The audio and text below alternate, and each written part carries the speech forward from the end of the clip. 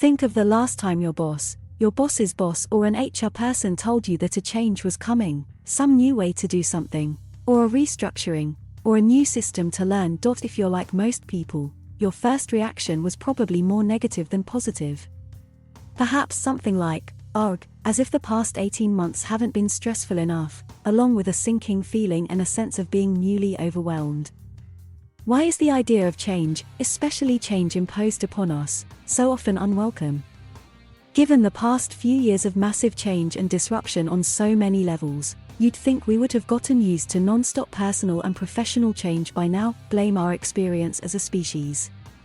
For most of human history, change has been dangerous. The safest course of action has generally been to return to the known. If there was a famine, you wanted to get back to eating regularly.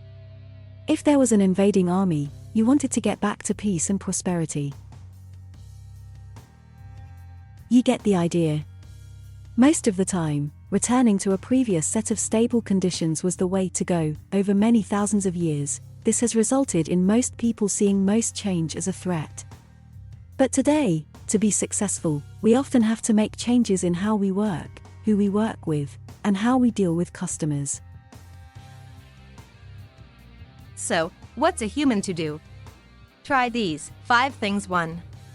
Find out more when an unexpected change comes at us. We often just shut down and stop listening after the word different.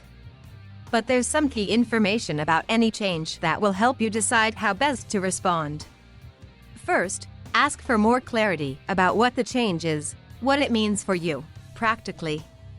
Then ask why it's happening, so you get some sense of possible benefits. Finally, ask the person promoting the change what the post-change future will look like, how it will affect the business, the customers, the employees. Having this key information can make the change start to seem less overwhelming and more understandable. 2. Difficult to doable. Most often, when we first hear about a change, we assume it's going to be difficult, that we won't know how to do it, or that others will make it hard to do. Instead, turn your mind toward how you could make it easier. Is there someone who already knows how to do what you're being asked to do, who could help you?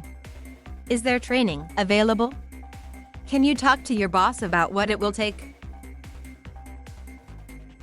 Serious Caucasian businessman consulting African colleague about contract details. Attentive consultant explaining Black customer document positions. Multi-ethnic manager and client discussing deal. 3.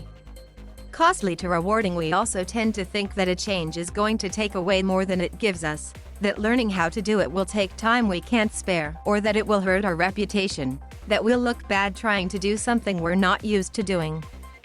The change will seem less daunting if you can also focus on how it might be rewarding. Maybe the new way of doing things will take less time once you've learned it, or will solve a problem that you know customers have been complaining about.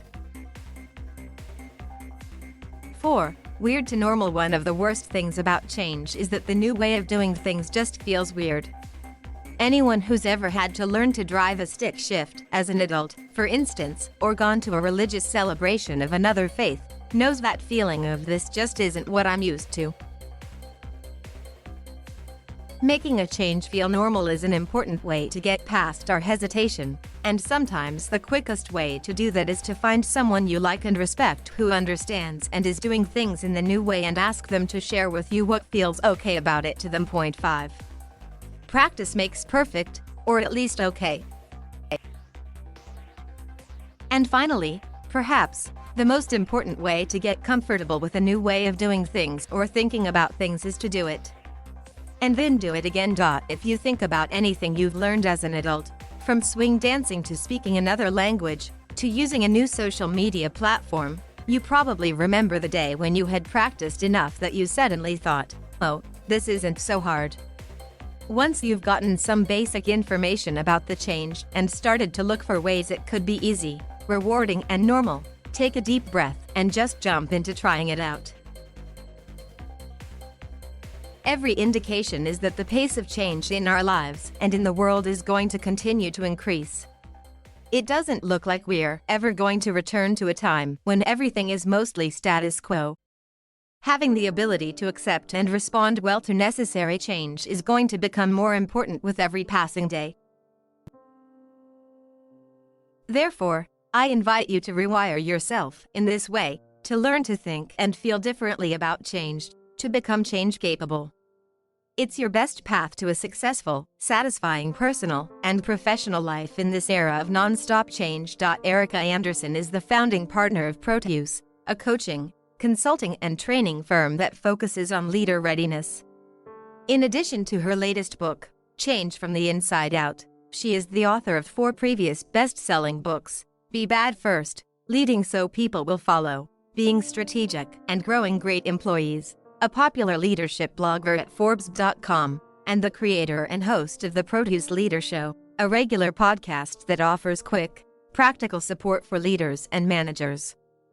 You can connect with ERIKA on LinkedIn or Twitter.